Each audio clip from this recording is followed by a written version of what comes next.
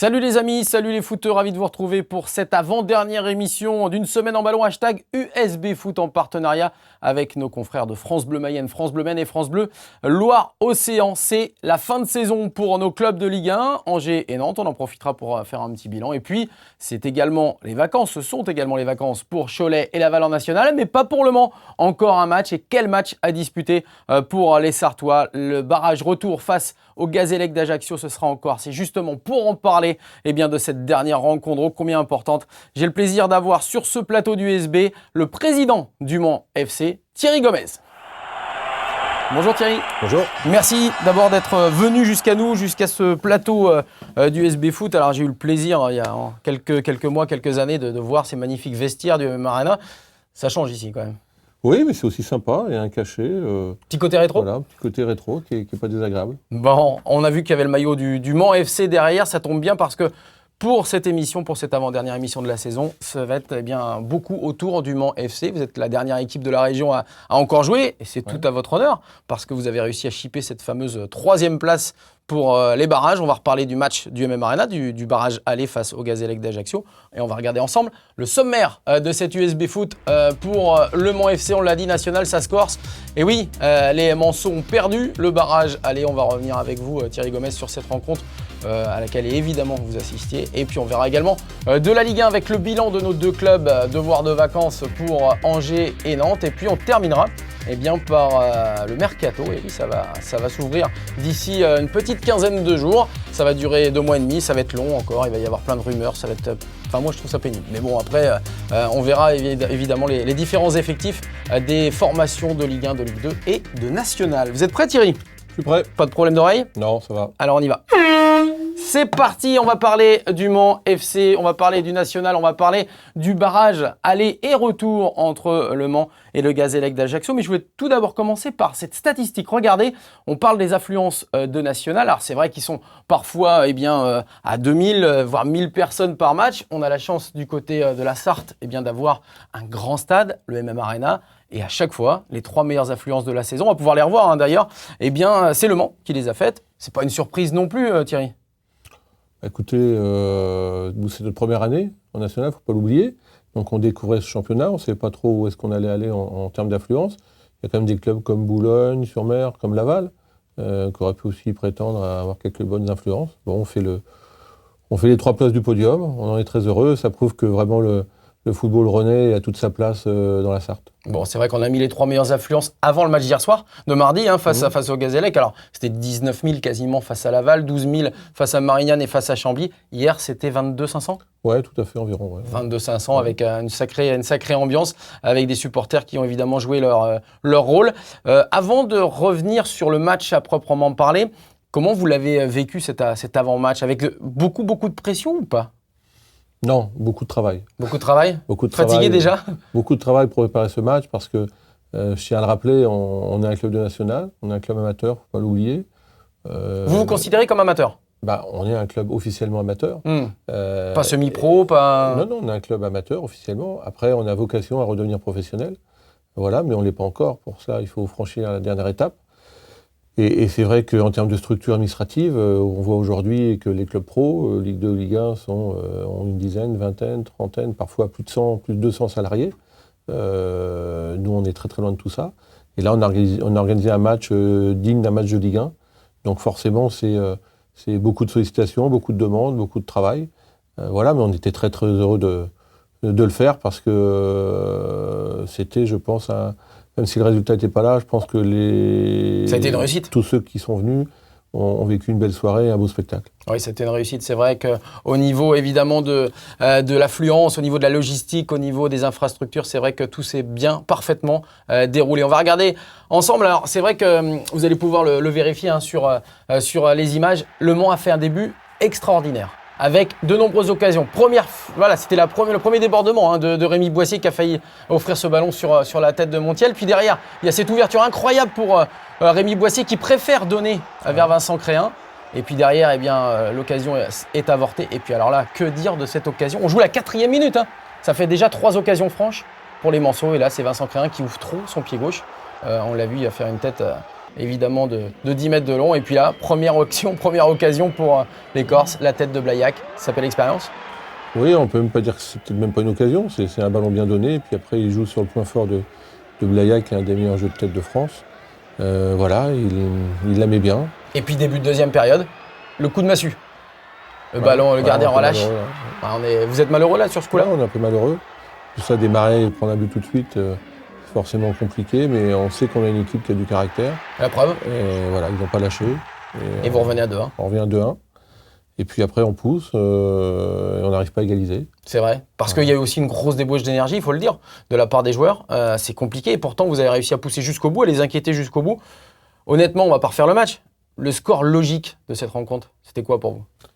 2-1 pour le Gazélec, puisqu'ils ont gagné. Oui. Donc voilà, ça sert à rien de refaire l'histoire aujourd'hui. Des matchs comme ça, on en a parfois gagné alors qu'on ne méritait pas forcément. Le contraire existe aussi. Voilà, aujourd'hui, on a perdu 2-1. Maintenant, on va se préparer pour aller en Corse dimanche et jouer notre dernière chance à fond. Bon, on va revenir justement sur le deuxième match avec vous, Thierry Gomez. Mais on va écouter surtout les réactions d'abord de votre entraîneur et puis des joueurs. Parce que j'imagine, et j'en suis sûr, il y avait de la déception, de la frustration par rapport, évidemment, à la physionomie de la rencontre. Mais il y a aussi une explication de la part de Richard Désiré, votre coach, et on va l'écouter. Oui, on a fait un bon match. Oui, vous avez vu un jeu par moments chatoyant, léché, sympa. J'ai envie qu'il soit beaucoup plus efficace. Et paradoxalement, je pense qu'on a manqué de vitesse d'exécution et certains de mes joueurs n'ont pas été au niveau dans lesquels j'ai l'habitude de les voir. Sur ce genre de match, on n'a pas le droit à l'erreur. On doit être beaucoup plus précis, beaucoup plus... dans les zones décisives beaucoup plus tranchant, et ce soir on le paie un petit peu, mais après voilà, rien n'est fini, il nous reste encore un match, on n'est qu'à la moitié du travail, il reste encore une opportunité d'aller chercher cette victoire, et on y croit dur comme fer. On n'est qu'à la mi-temps de ce match, donc on panique pas, on sait qu'on a perdu ce soir, mais il y a encore tout à faire en Corse.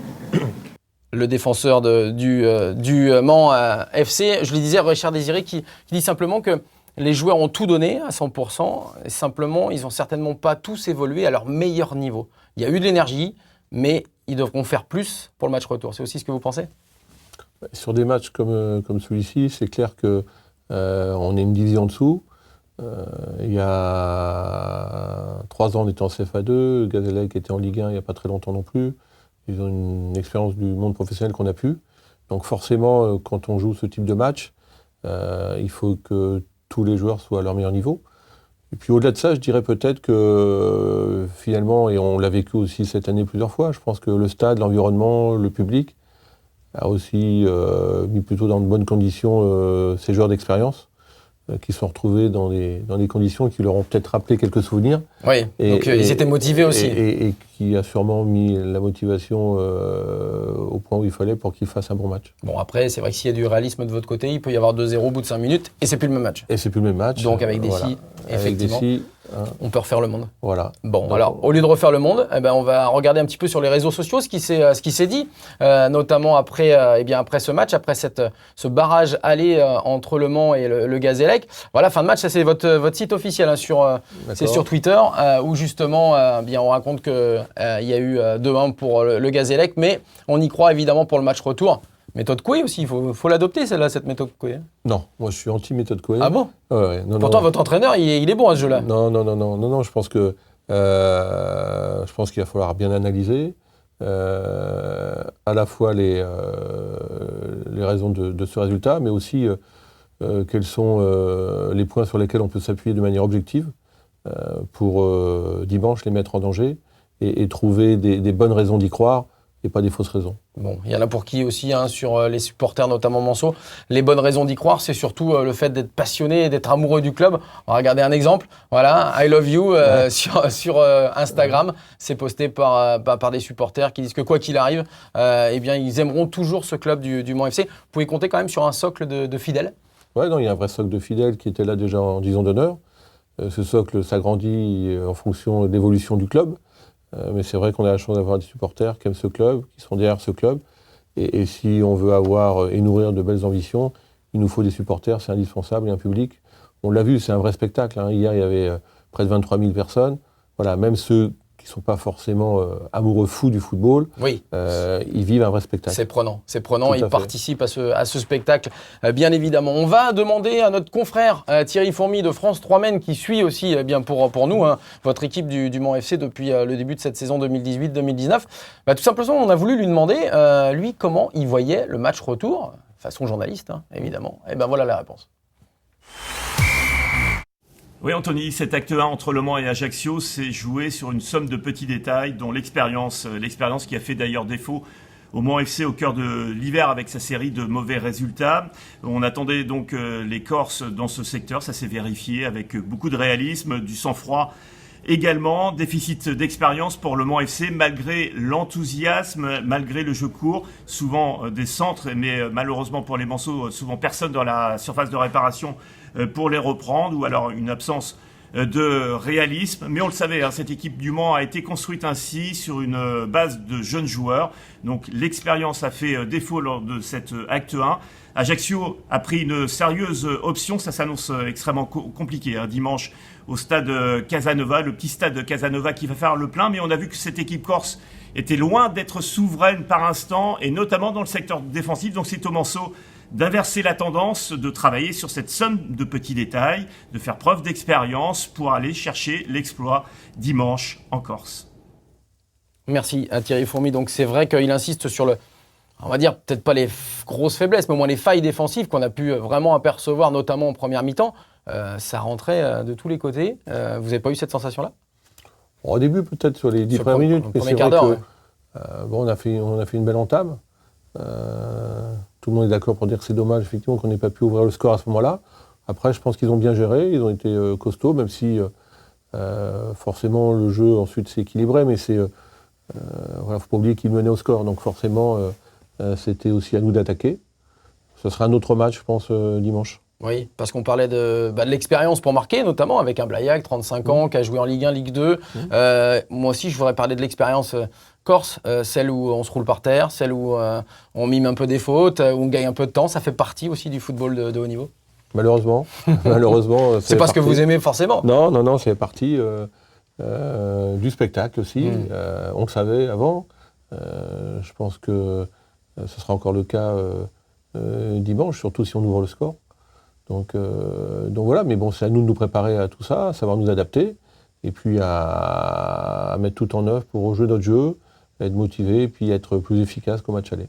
Alors, c'est vrai que vous vous rappeliez, il y a pas très longtemps, il y a quelques minutes, qu'en 2013, d'abord, il y avait eu le dépôt de bilan, que l'équipe était repartie en division d'honneur. À l'époque, on va regarder une petite image, je crois que c'est celle de la montée, d'ailleurs, de la première montée pour Le Mans, ou alors c'est la montée de N3 en National 2.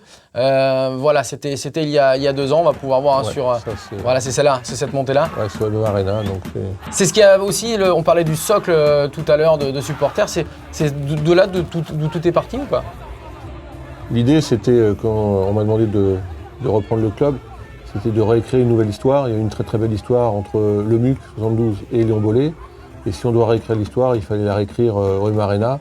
C'est la raison pour laquelle, moi, c'était indispensable de démarrer dans ce stade. Et effectivement, petit à petit, nous sommes allés à la conquête de notre public. On a démarré avec 1500 spectateurs. Hier, on était près de 23 000. Voilà, et j'espère que ça va continuer et qu'on aura de plus en plus de monde. Et de monde avec nos couleurs. Parce que c'est aussi important, c'est pas forcément une très grande culture en France, mais il faut que les gens apprennent à venir avec le maillot, l'écharpe, le bonnet. Et pas le survêt de Marseille, pas le t-shirt du PSG. Voilà, c'était le cas il y a quelques années, même dans les clubs, des fois les joueurs venaient avec le maillot de Marseille, de PSG ou de Chelsea ou de Madrid. Maintenant, dans la plupart des clubs, on s'entraîne avec les maillots de son club. Du club, oui, c'est pas logique. Donc maintenant, il faut effectivement essayer de transmettre cette culture dans les tribunes, parce qu'on voit, c'est un spectacle, et ça peut devenir un spectacle encore plus formidable quand il y a du monde, de l'ambiance, de la couleur. Voilà, et ça porte tout le monde, même l'adversaire parfois. Effectivement. Alors on va rappeler, tout en regardant ces images aériennes du MM Arena, qui est ce superbe outil pour travailler, actuellement, mais surtout pour l'avenir aussi. On va rappeler que vous étiez du côté de Troyes au préalable. La Ligue 2, le monde professionnel, c'est quelque chose qui vous manque ou pas ? Professionnellement parlant. Ouais, non, mais je suis venu pour ça. C'est un secret pour personne. Ce club le mérite. On a la chance d'avoir des collectivités qui ont bien compris l'intérêt d'avoir un club, de bien mesurer tout ce que le club peut apporter. On l'a vu hier, hein, c'est des centaines de personnes qui travaillent sur un match comme celui-ci, c'est près de 700 repas servis, c'est demain le nettoyage du stade, etc. Donc c'est beaucoup d'emplois directs, beaucoup d'emplois indirects. Donc on a un vrai rôle à jouer dans le domaine économique, mais dans le domaine de l'image, de la communication. On avait quasiment une demi-page dans l'équipe, on est passé dans toutes les radios nationales. On entre dans une nouvelle dimension. Voilà, c'est une nouvelle dimension. Et il y a un vrai besoin et une véritable attente d'un club de foot au Mans et dans la Sarthe. Donc on a envie de jouer pleinement notre rôle. Maintenant, il faut qu'on franchisse la dernière étape. Ce serait catastrophique de ne pas y arriver cette année ? Non, parce que ce n'était pas forcément programmé. Vous savez, je dis toujours que pour aller vite dans le football, il faut prendre son temps. Dès que la première fois que je suis arrivé, on m'a posé la question, alors vous allez monter en... L'objectif, c'est de monter en National 2. Et j'ai toujours répété, non, mon objectif, c'est d'abord de structurer le club. Les accessions et les montées, ce ne sont que le résultat de tout ce qu'on fait des conséquences. De tout ce qu'on fait au quotidien, voilà, de ce qui est visible, les choix des joueurs, le choix de l'entraîneur, mais aussi tout ce qui est invisible, le transport de l'équipe, le médical, la qualité des terrains, etc., etc. Donc voilà, donc on va continuer à travailler sur la structuration du club. Et puis après, les résultats viendront quand ils auront décidé de venir. Bon, on a vu les images du MM Arena, on a vu que Le Mans FC jouait évidemment dans son stade fétiche du MM Arena depuis cette saison. On va vous rappeler bien que... 3 saisons, pardon. Effectivement, 3 saisons. On va vous rappeler qu'il y a également l'équipe de France Espoir qui vient le 3 juin du côté du MM Arena. D'ailleurs, ça nous a profité bien pour offrir 2 places lors d'un concours. On va simplement rappeler bien que c'est Simon qui habite en Mayenne, du côté de Saint-Loup-du-Gaz, qui a remporté ces 2 places et qui donc se rendra à France-Belgique du côté du MM Arena. Thierry Gomez, vous êtes donc le président du Mans, ça tombe bien. Vous parliez tout à l'heure de la structure, de l'entraîneur, des joueurs. On va regarder les images, puisqu'on va parler de votre entraîneur qui est Richard Désiré. Ça fait déjà un petit moment qu'il est avec vous. Ouais, c'est 3e année ensemble. 3e année ensemble. 4e année au club. Voilà, c'est pas un secret non plus de Polichinelle de dire qu'il est en fin de contrat. Non. Vous allez le prolonger ou pas ? Écoutez, on m'a aussi souvent posé cette question. J'imagine. Attendez un petit peu, c'est logique. Mais aujourd'hui, on est vraiment concentré sur ce dernier match. On était concentré sur les barrages. Voilà, et après... On aura tout le temps pour parler de l'avenir et parler de la saison prochaine. Mais pour l'instant, on se concentre et on ne travaille que sur ce match en Corse de dimanche. Mais habituellement, c'est vrai que les entraîneurs, eux, demandent à savoir, avant même la fin de saison, ce qui va devenir. Ça n'a pas été son cas. Vous avez réussi à trouver un terrain d'entente pour dire on occulte ça et on s'intéresse simplement aux sportifs ? Oui, non, mais c'était aussi clair dès le départ. Donc voilà, après... Parfois, les entraîneurs signent une prolongation au mois de novembre et ils partent au mois de décembre. C'est vrai. Donc, on en a à côté, juste à côté, on en a le cruel exemple chaque année. Voilà, donc bon. Pas faire n'importe quoi, c'est ce que vous dites aussi. Non, c'est pas l'idée de faire n'importe quoi.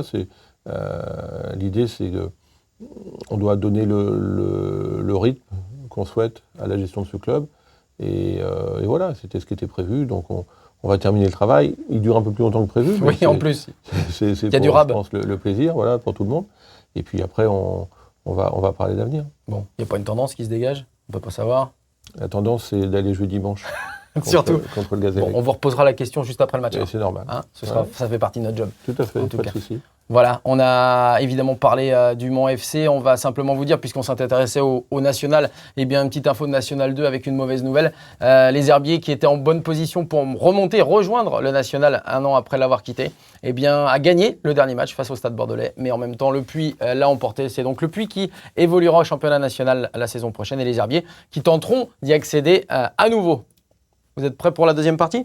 Je suis prêt. Allez, toujours avec un petit encouragement de la part de la Corne de Brume et on va nous s'intéresser désormais à la Ligue 1. On l'a dit, ce sont les vacances pour nos 2 clubs, Angers et Le Mans. On va regarder quand même le classement puisque c'était la dernière journée. On va dire que Nantes finalement s'est arrêté à la 12e place avec 48 points, juste devant Angers. Nos 2 clubs qui sont 12e et 13e après avoir connu une saison pour Nantes très très irrégulière, très compliquée et pour cause. On va commencer d'ailleurs par traiter le FC Nantes. Les femmes et les enfants d'abord. Vous allez comprendre, Thierry Gomez, pourquoi dans quelques instants. Mais on voulait tout d'abord voir avec Florian Cazola, notre confrère de France Bleu Loire-Océan, qui suit les Canaries tout au long de cette année, de cette saison. On a voulu lui demander ce qu'il en pensait de faire le bilan de cette année 2018-2019. Voici sa réponse. C'est une saison qui en paraît 10. En témoigne, rappelez-vous de la présentation de Miguel Cardoso l'été dernier, présentation en grande pompe face à la presse. Le coach portugais qui a retrouvé un club entraîné depuis l'AEK Athènes déclaré qu'il aimait les équipes avec du caractère, qu'il aimait les équipes régulières surtout dans la défaite, les Canaries, puisqu'ils se retrouvent 19e au bout de 8 matchs avec seulement 6 points dans leur musette. Logiquement, Cardoso est débarqué. Vaidai Lodzic appelé à la rescousse sonnait à peine au mois d'octobre. L'opération remontada qui s'ensuit est un succès jusqu'à la trêve.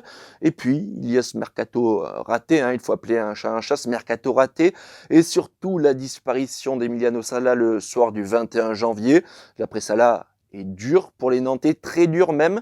Il replonge au classement, flirte pendant quelques matchs avec la zone rouge, jusqu'à cette victoire 2-1 à la Beaujoire face à Lyon. Le début d'une série de 7 rencontres sans défaite pour sauver une saison à part dans l'histoire du club. Effectivement, très à part. Vous avez suivi un petit peu, j'imagine, tout le monde a suivi ce qui s'est passé. Dans un club, c'est compliqué quand il se passe quelque chose comme ça, à la fois sportivement, mais humainement aussi. C'est dramatique, on ne gère pas un club pour vivre ce type de situation.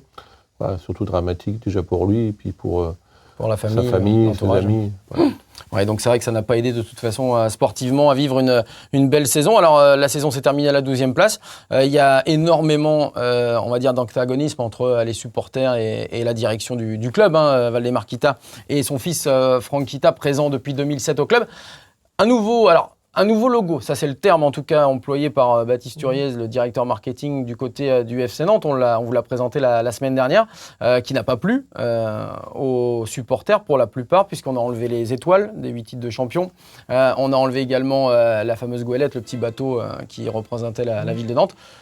On parlait d'un blason côté supporter, on parle d'un logo côté marketing. On n'est pas dans le même monde, on le voit bien, entre la direction du club et les supporters. On va regarder qu'il existe des gens qui, sur les réseaux sociaux, réalisent des logos alternatifs, ou des blasons plutôt alternatifs. Voilà, il y en a qui s'amusent à proposer d'autres versions. Le Mans, ça n'a pas changé Non, pour l'instant, on est sur le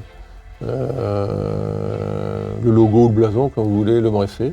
Voilà, même s'il y a eu aussi, quand ce logo a été créé par l'ancienne direction, je crois, beaucoup de discussions, notamment sur ce fameux cheval qui est au milieu du logo, où tout le monde ne comprenait pas forcément. Mais voilà, ce logo, il existe aujourd'hui, on vit avec. Je pense qu'on a tellement de choses à faire au sein du club que c'est pas forcément une priorité aujourd'hui. Pour vous, c'est pas le plus important. Vous comprenez le côté historique ou pas ? Oui, bien sûr. Non, mais il faut un club, c'est un passé aussi. Il faut toujours respecter le passé, je pense, pour avoir un présent et un avenir. Donc voilà. Après, sincèrement, si je peux dire un petit mot par rapport à la situation du FC Nantes. Bien sûr. On peut critiquer la gestion d'un président de club, on peut le faire pour moi, pour Valdemar, peu importe. Après, je pense qu'il y a quand même des limites à pas forcément dépasser. Et je crois qu'il faut trouver toujours un bon équilibre entre le dialogue, la discussion, et puis ce qu'on peut faire et ce qu'on ne peut pas faire. Ah, c'est quoi les limites pour vous, justement ? Je pense qu'à Nantes, on va un petit peu loin dans la relation qu'on a avec Valdemar. D'accord. Écoutez, vous avez donné votre avis, vous avez bien raison de le faire. On reparle du sportif du côté du FC Nantes parce que la saison est terminée pour les professionnels. Et regardez ce qui se passe du côté des moins de 17 qui vont être en finale, tout simplement, des championnats nationaux des moins de 17. Ils ont terminé premier de leur groupe, ils ont battu en quart et en demi leurs adversaires pour aller défier le LOSC, Lille. Ce sera le week-end du 1er et 2 juin du côté d'Andrézieux, avec la possibilité d'être champion des U17 cette année. Il y a une très très belle génération du côté du FC Nantes dans cette catégorie d'âge. On va rappeler que le Mans FC aussi a un bon centre... Alors non pas de formation avec... Alors on a un centre de formation mais qui est officieux, qui n'est pas officiel puisqu'on n'est pas professionnel. Voilà. Mais on est aussi chez les garçons en U17 nationaux. Nos U19 qui étaient en U18 l'an dernier ont terminé premier. Donc monte. Ils retrouvent aussi les U19 nationaux. Voilà. Et chez les filles c'est la même chose, on a une équipe U19 nationaux. Et puis on a l'équipe première féminine qui fait les barrages contre le FC Nantes. Je pense Regardez. que c'est pour ça que vous avez parlé des femmes. Mais oui, Après, regardez, voilà. puisqu'on parlait des femmes et des enfants d'abord, Et évidemment. dimanche, oui, on aura 2 barrages dimanche. Je pense qu'on était le club qui avons joué le plus de barrages. C'est On a sûr. 2 barrages, donc ça fera 6 matchs au total, parce que les filles en ont joué 4 et nous 2. On va regarder effectivement que les féminines du FC Nantes l'ont emporté à la liste, à la Pince-Nardière. Ouais. 2 buts à 0. Vous allez me repasser les images aussi? Non, pas du tout. Ah bon, ça Non. va alors. Si on Pourquoi? trouve Parce que- Ajaccio, Non, puis ça fait entre- beaucoup. Autrement, ça fait après, beaucoup. on remue trop le couteau dans la Voilà, plaie. voilà. Mais vaut mieux perdre le premier et aller remporter le deuxième quand même derrière. Hein. C'est On ira aussi l'issue. avec des filles, on va essayer aussi de retourner la tendance et d'aller se qualifier à Nantes. Dimanche 2 juin à la Jonelière du côté, Voilà. pas très loin d'ici. Hein. Tout Donc à fait. vous allez avoir des nouvelles évidemment et eh bien, on verra si Le Mans ou le FC Nantes évoluent en D2 l'année prochaine dans l'antichambre de l'élite féminine. En tout cas, ça monte du côté du foot féminin, même si on a eu Mélissa Plaza la semaine dernière qui n'aime pas qu'on parle de foot féminin. Le foot pour les filles, en tout cas, eh bien, ça marche bien du côté du Mans et du FC Nantes. Voilà, eh bien, puisqu'on parlait également de Nantes et on voit que le dimanche, donc 2 juin, il y aura les filles qui vont jouer du côté de la Jonelière. Les garçons ne joueront pas eux, mais il y aura l'équipe de France A cette fois, non pas Espoir, elles seront au Mans le lendemain. Mais l'équipe de France A jouera contre la Bolivie. Ce sera le 2 juin du côté du stade de la Beaujoire. Et c'est Jules qui joue en U14 à Segré qui a remporté les 2 places de notre concours pour France-Bolivie. On le félicite ainsi que tous ceux qui ont participé. Voilà du côté du concours. On passe rapidement à Angisco. Après l'effort, souvent, c'est le réconfort. Généralement, c'est ce qui se passe. Du côté d'Angers, avant d'aller voir un petit peu ce qui se passe du côté des vacances angevines, on va voir qu'il y a eu un beau petit délire dans les vestiaires. C'est là aussi on voit que l'ambiance entre joueurs est bonne ou pas bonne. Regardez ce qui s'est passé. Il y en a qui sont partis du côté de la douche, du bain froid même, pour être très précis. Ils en ont topé 3 ou 4 comme ça. Ça vous est arrivé sur les montées de finir Ouais, c'est la tradition, ouais, j'ai connu ça. Sympa. C'est plutôt sympa, ouais. C'est sympa, La première fois, j'étais un peu surpris, j'avais pas de change, donc j'avais terminé la soirée en survêtement. Ah, ouais. Mais voilà, non, mais c'est sympa. Faut respecter les traditions, on parlait du passé tout à l'heure. C'est important de respecter les traditions. Est-ce que on dit souvent oui, alors quand on voit ces images, ça prouve qu'il y a une super ambiance au sein du groupe. Est-ce qu'effectivement on peut parler de ça ou est-ce que ça se fait finalement dans tous les clubs Parce que là on est sur la fin de saison, ils ne sont pas obligés de le faire non plus.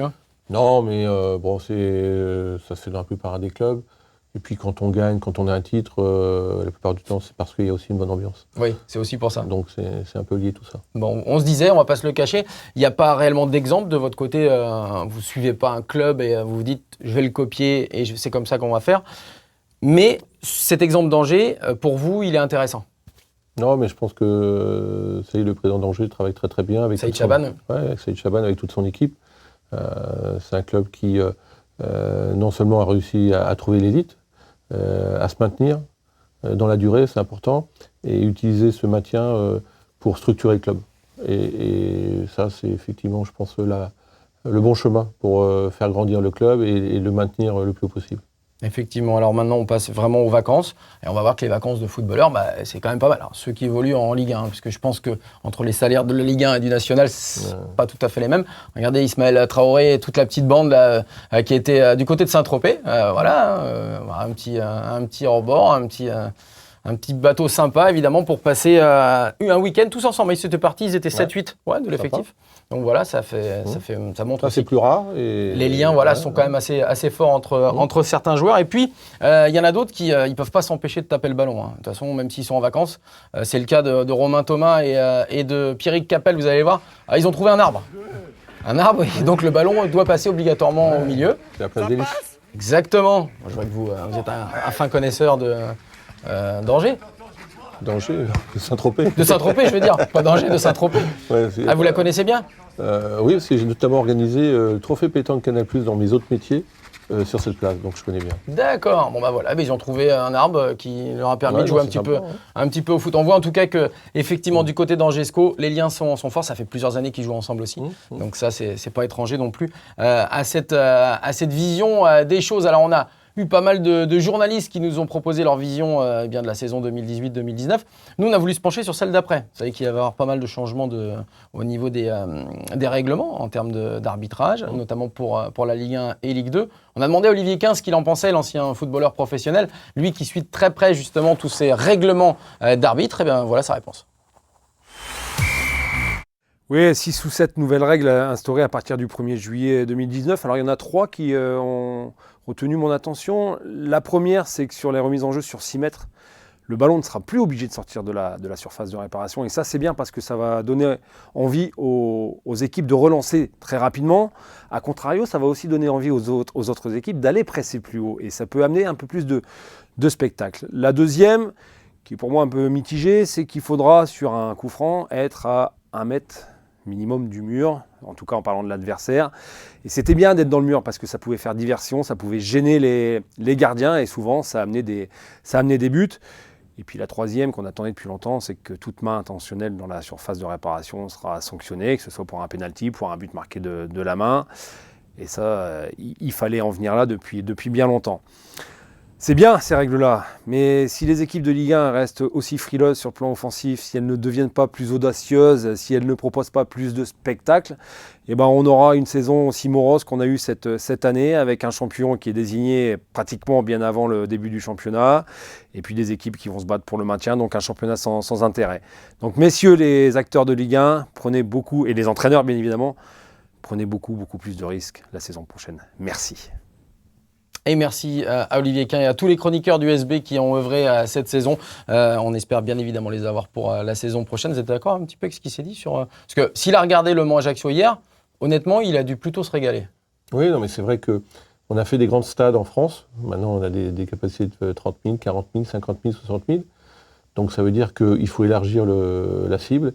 Et les gens, maintenant, ils viennent à un spectacle. C'est du sport-spectacle, le football professionnel. Donc la dimension et la notion de jeu est quelque chose de très très importante. Et c'est vrai qu'on a tous envie de voir du football offensif et puis surtout des joueurs qui mouillent le maillot. Ouais. C'est ce qu'on a vu hier des deux côtés. Oui, parce que payer 50-60 € la place pour voir un 0-0 et s'ennuyer pendant 90 minutes, ça va pas être trop... c'est pas ça qui fait remplir les stades. Exactement. Allez, on a fini avec cette partie de Ligue 1. On passe à la dernière. Et on va parler tout de suite du Mercato, puisqu'il va démarrer le 11 juin prochain pour s'achever début septembre 2019. On va tout simplement parler du Mercato, parler des 5 clubs. On va commencer par Angers justement, puisqu'on a choisi de vous montrer une petite image, puisqu'on donne des infos aussi sur ce qui va se passer. Regardez Stéphane Bauken et Flavien Tay du côté d'Angers. Ce sont les deux, entre guillemets, valeurs marchandes, puisqu'il faut parler comme ça maintenant dans le milieu du foot.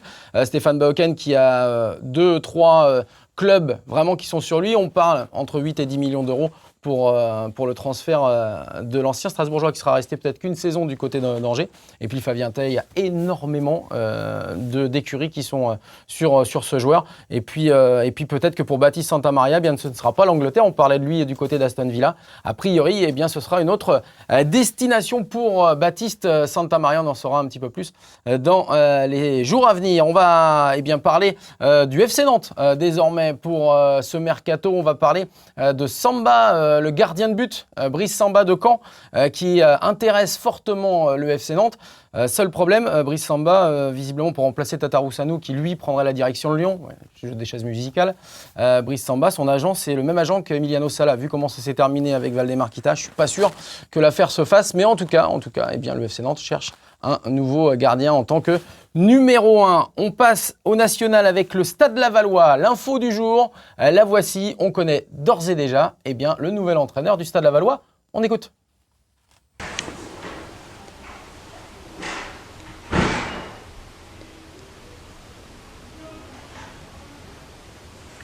Bonjour, je suis Olivier Frappoli. Je suis le nouvel entraîneur du Stade Lavallois. Je vous donne rendez-vous à très bientôt pour vivre une très belle saison.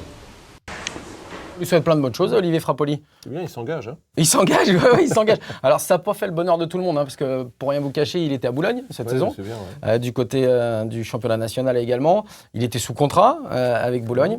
Et le président de Boulogne n'a pas vraiment apprécié de devoir libérer Olivier Frappoli, qui a été attiré par le club mayennais. Donc voilà, vous connaissez Olivier Frappoli un peu ou pas ? Un petit peu, bien sûr. Oui. Bon entraîneur ou... Vous n'allez pas me dire non ? Non, mais c'est un bon entraîneur qui connaît très bien le championnat national. Donc je pense que c'est un très très bon choix pour Laval et une perte pour Boulogne-sur-Mer. Une perte pour Boulogne. Mais voilà, en tout cas, c'est bien. Vous avez donné votre avis. Et puis, on va s'intéresser, puisque vous êtes là, au Mans FC. Alors, quel visage ? Arrivée, départ. Ah ! Point d'interrogation. C'est dingue, ça. C'est dingue. On va vous demander, est-ce qu'il y a déjà un joueur que vous avez fait signer pour la saison prochaine. Je pensais que vous alliez me demander qui serait le président la semaine prochaine. C'est vous. Vous nous auriez dit. Oui, je vous l'aurais dit. Bon.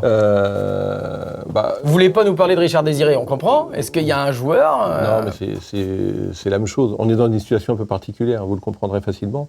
On est sur les barrages qui peuvent décider beaucoup de choses pour l'avenir du club.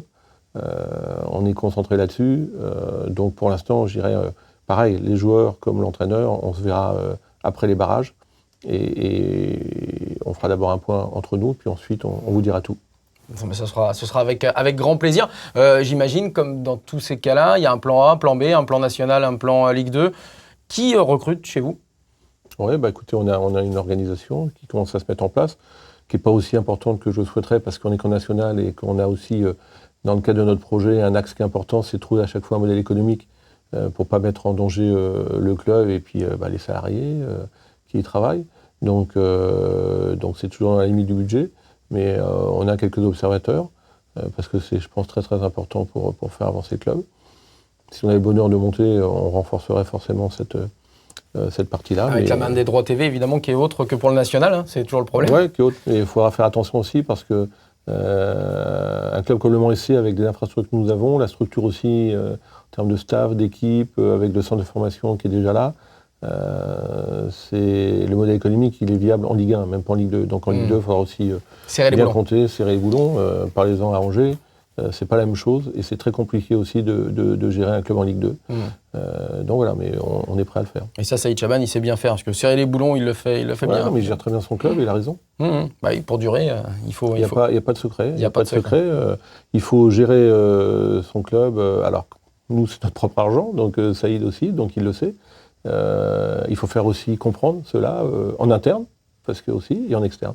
Et si on arrive à comprendre qu'est-ce que je ferais si c'était mon argent, effectivement, des fois, on ne prendrait pas la même décision. Il y a une expression que j'ai horreur, c'est est-ce que vous avez cassé la tirelire ? Non, gérer un club, c'est un vrai job, c'est un vrai métier, et c'est des responsabilités.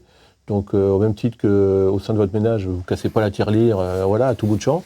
Non, c'est pas moi qui la casse. Voilà, je sais, mais ça, on en parlera hors antenne. Exactement. Mais voilà, c'est la même chose. Il faut savoir gérer. Bon, on aura des questions à vous poser dimanche après le match. On sera avec vous du côté de la Corse. Hein. Ouais, donc, restez un tout petit peu après le match. J'espère qu'on aura l'occasion déjà de pouvoir fêter l'accession en Ligue 2. Et puis après, de parler de la saison prochaine. On termine ces infos mercato donc, par le SO Cholet. On avait vu que Kevin Rocheteau allait signer 2 ans supplémentaires du côté de Cholet. On a vu également que Jonathan Mexique s'était engagé de l'AS Monaco pour 2 saisons supplémentaires. Et puis, il y aura le retour de Garland Gebel qui était parti en Ligue 2 au PFC, il n'a pas joué de la saison et le milieu de terrain va donc revenir du côté du SO Cholet également, qui se reconstruit et qui veut également à terme accéder à la Ligue 2. Il y en a beaucoup qui veulent accéder à la Ligue 2 quand même. Je pense que la plupart des clubs nationaux veulent accéder en Ligue 2 parce que les droits télé font un peu rêver et on passe vraiment une étape. On sait que le club de Cholet est un club ambitieux. On l'avait déjà croisé, nous au Mans FC, il y a quelques années maintenant en CFA2. Il était monté avant nous. On l'a rattrapé pour l'instant. Mais on sait que c'est un club effectivement qui a d'énormes ambitions. Et on verra en tout cas, on en reparlera tous ces clubs et on les remercie d'ailleurs. Tous les clubs de National, tous les clubs de Ligue 1 avec peut-être un degré moins le FC Nantes qui n'a pas fait trop d'efforts, mais en tout cas Le Mans, Laval, Cholet. Ça s'appelle un tacle ça. Oui, mais ils sont au courant, donc c'est pas trop grave. Mais c'est vrai que vous avez fait beaucoup d'efforts et on vous en remercie des déplacements et puis de nous avoir libéré des joueurs également. Ça, c'est vrai que pour faire vivre aussi une émission, c'est ce qu'il faut et on vous en remercie énormément. On a fini, on passe attention au côté intellect de l'émission. C'est parti pour le quiz.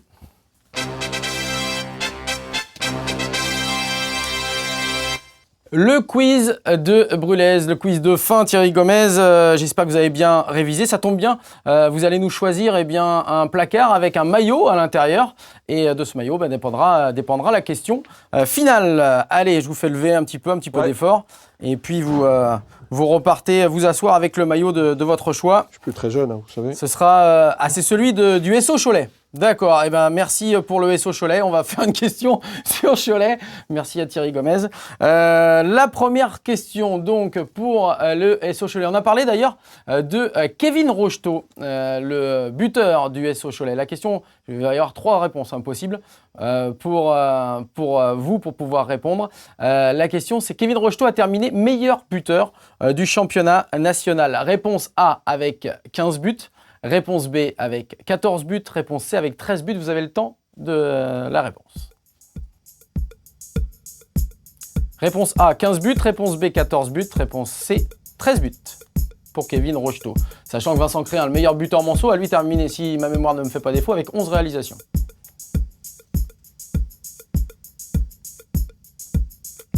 Allez, il faut y aller, Thierry Gomez. Ah, c'est à moi la question. Ah bah oui, c'est moi, je la connais, la Non, réponse. je pensais que c'était à vos téléspectateurs. Non, c'est D'accord, pour ok. vous. C'est pour vous, pour voir si vous avez suivi un petit peu à la loupe les buteurs justement de championnat Allez. national. Vous savez, je suis que président, moi le technique, sportif, c'est pas mon fort. C'est pas grave, au moins vous pouvez essayer. Allez, 15. Réponse A, Ouais. vous êtes sûr? Non, mais allez-y. Allez, réponse A.